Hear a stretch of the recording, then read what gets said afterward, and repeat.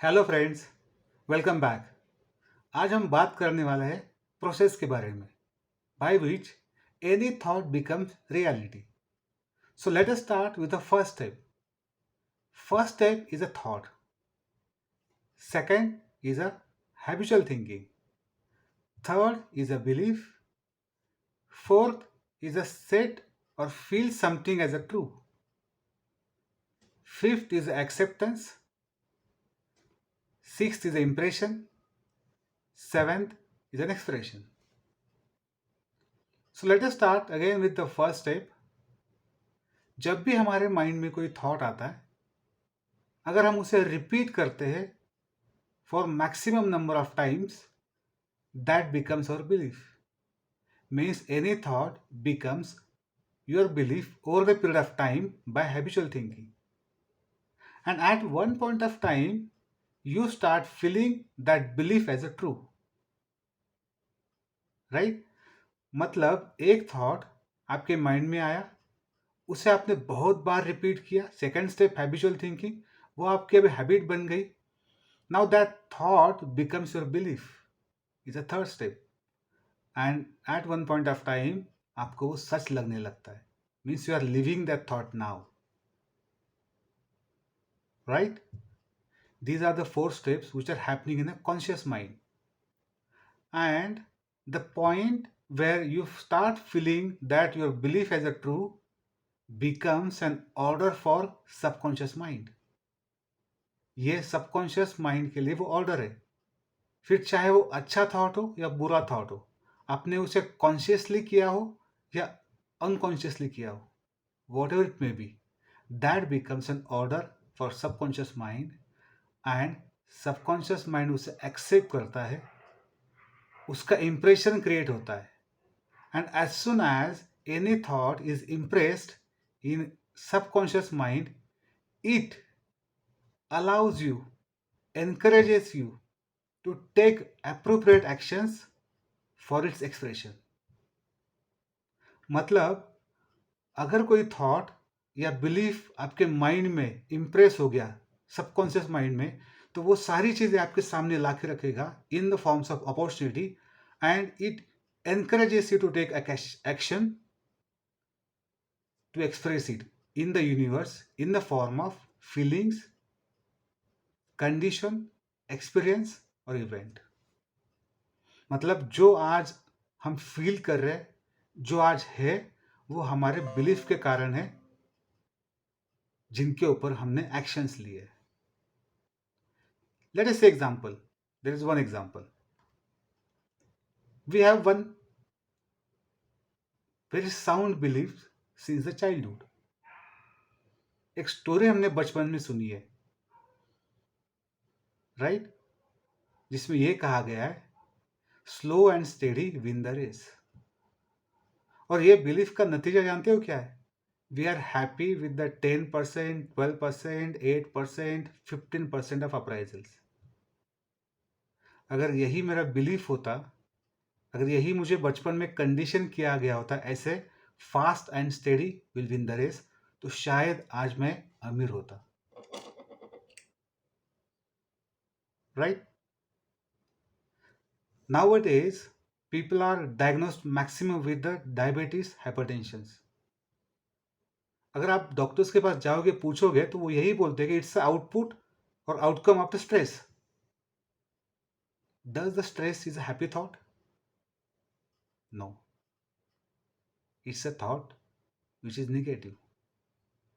And whenever we are generating any negative thought, it interferes with normal rhythm or function of the body. और जब आपका normal function disturb हो जाएगा, तो of course abnormalities create होगी।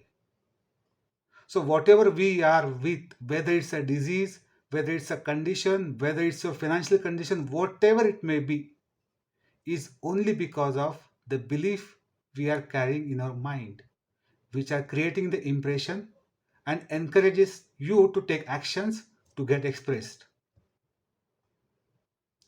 आपका बिलीफ वो उस सीड की तरह है, जो अगर एक बार जमीन के अंदर प्लांट हो गया ना, तो it itself attracts to unfold it और to grow it.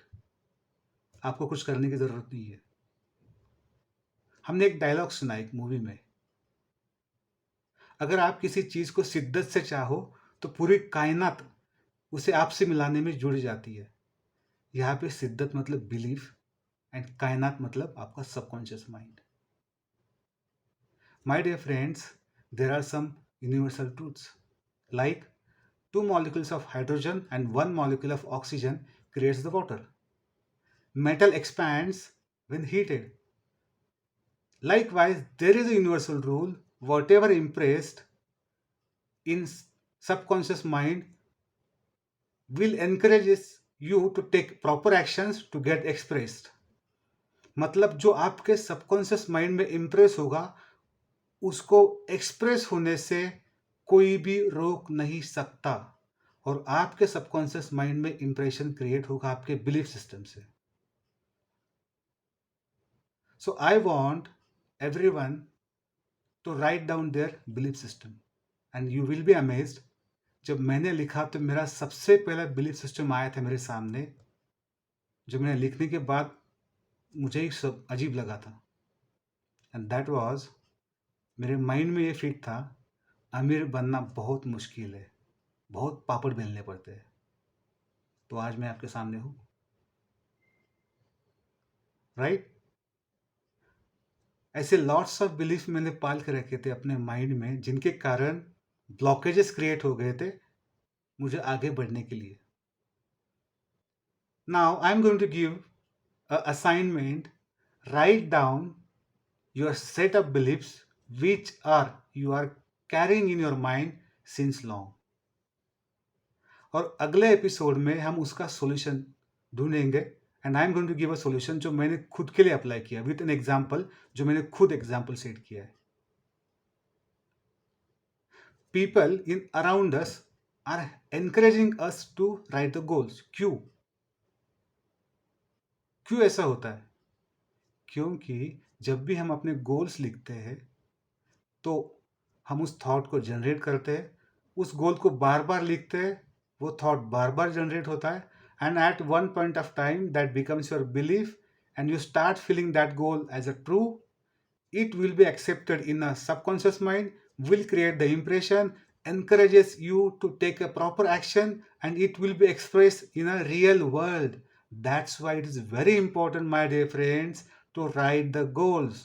So I am requesting to write goals which are helpful to growth, take a growth, or take a achievement in your life.